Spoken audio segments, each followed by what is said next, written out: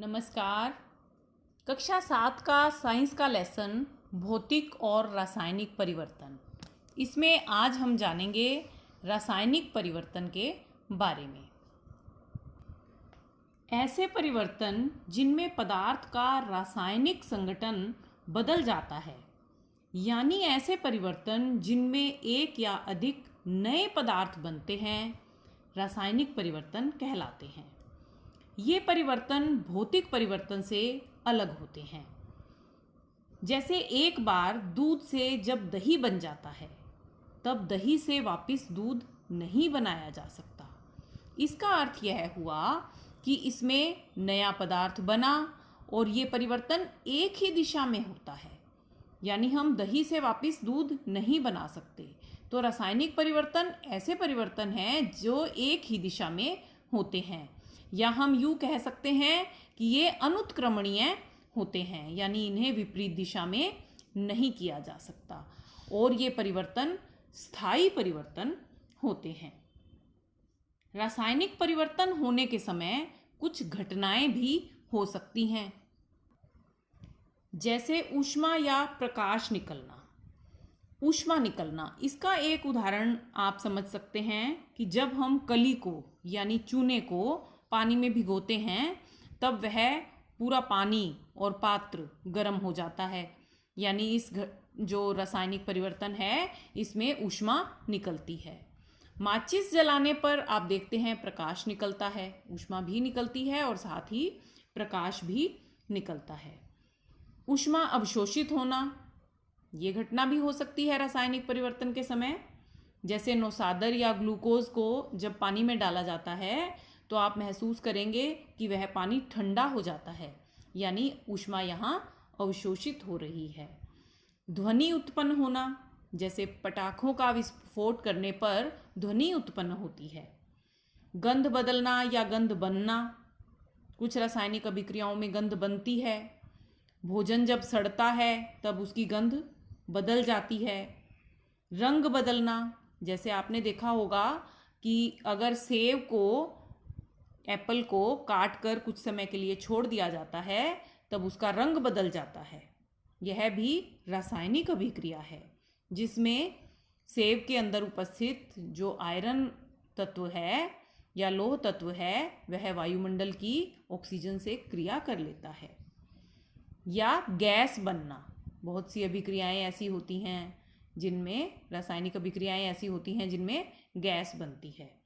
ये रासायनिक अभिक्रियाएं जो भी होती हैं, ये हमारे जीवन के लिए बहुत महत्वपूर्ण क्रियाएं होती हैं, क्योंकि सभी नए पदार्थ रासायनिक परिवर्तन के कारण ही बनते हैं। जैसे पौधे अपना भोजन बनाते हैं, प्रकाश संश्लेषण की क्रिया करते हैं, तब रासायनिक क्रिया होती है। इसी तरह फलों का पकना, भोजन का पाचन, अंगूरों का किण्वन, ये सभी क्रियाएं रासायनिक परिवर्तन होती हैं।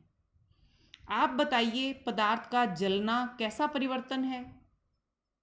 बिल्कुल सही, यह भी रासायनिक परिवर्तन है। जलने में नए पदार्थ बनने के साथ ऊष्मा का भी उत्पादन होता है, यानी जलना रासायनिक परिवर्तन है, और ये जलना किसी भी पदार्थ का हो सकता है। भोजन को पकाना भी रासायनिक परिवर्तन होता है, क्योंकि भोजन पकाने पर उसमें स्थायी परिवर्तन आते हैं। लोहे में जंग लगना, लोहे में जंग लगना यह भी रासायनिक परिवर्तन है। लोहे की वस्तुएं अगर खुले में पड़ी रहती हैं तो बहुत बार उन पर जंग लग जाता है, ऐसा आपने देखा होगा। पार्कों में रखे लोहे के बेंच, घर में बिना रंगे लोहे के दरवाजे, हथौड़ी, कुल्हाड़ी, इन पर अक्सर जंग लग जाता है। रसोई में लोहे का गीला तवा भी जंग पकड़ लेता है, और यह जो जंग होता है वह लोहा नहीं होता, वह लोहे की नमी और ऑक्सीजन की क्रिया से बना एक रासायनिक पदार्थ होता है, यानी यहाँ भी एक नया पदार्थ बना, तो यह प्रक्रिया हुई रासायनिक अभिक्रिया। अब इसमें क्या परिवर्तन होता है, क्या रासायनिक अभिक्रिया होती है जंग लगने में? देखिए, जो लोहा है वो ऑक्सीजन से क्रिया करता है, लेकिन यहाँ नमी आवश्यक होती है। इस अभिक्रिया के होने के लिए नमी का होना आवश्यक होता है। ऐसी स्थिति में आयरन का ऑक्साइड बनता है, यानी लोहे का ऑक्साइड बन जाता है। तो लोहा अलग है और जंग अलग है। यह जंग का रासायनिक सूत्र है। और जंग लगने से काफ़ी हानि भी होती है, क्योंकि बहुत से लोहे के जो वस्तुएं हैं, पदार्थ हैं, वो धीरे धीरे जंग लगने के कारण नष्ट हो जाते हैं। लोहे का उपयोग पुल, जहाज, वाहन और बहुत सी मशीनें बनाने में होता है। इसलिए जंग लगने के कारण आर्थिक हानि भी बहुत होती है।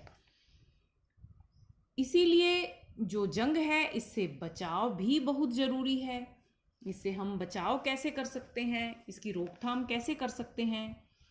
जंग लगने से अगर लोहे को बचाना है तो लोहे को ऑक्सीजन और नमी से बचाना होगा। इसका एक आसान सा उपाय है कि लोहे के जो पदार्थ हैं, जो लोहे के जो बने हुए पदार्थ हैं, उनको पेंट या ग्रीस की परत उन पर लगा दी जाए। तो ऐसा करने से वे पानी के और ऑक्सीजन के प्रत्यक्ष संपर्क में नहीं रहेंगे और उन पर जो है जंग से उनका बचाव हो जाएगा।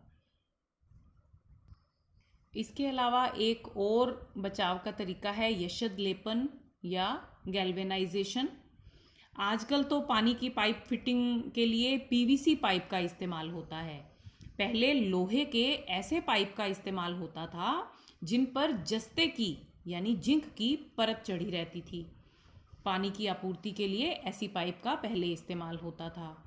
लोहे पर जिंक की परत चढ़ाने का जो प्रक्रम होता है उसे यशद लेपन या गैल्वेनाइजेशन कहते हैं।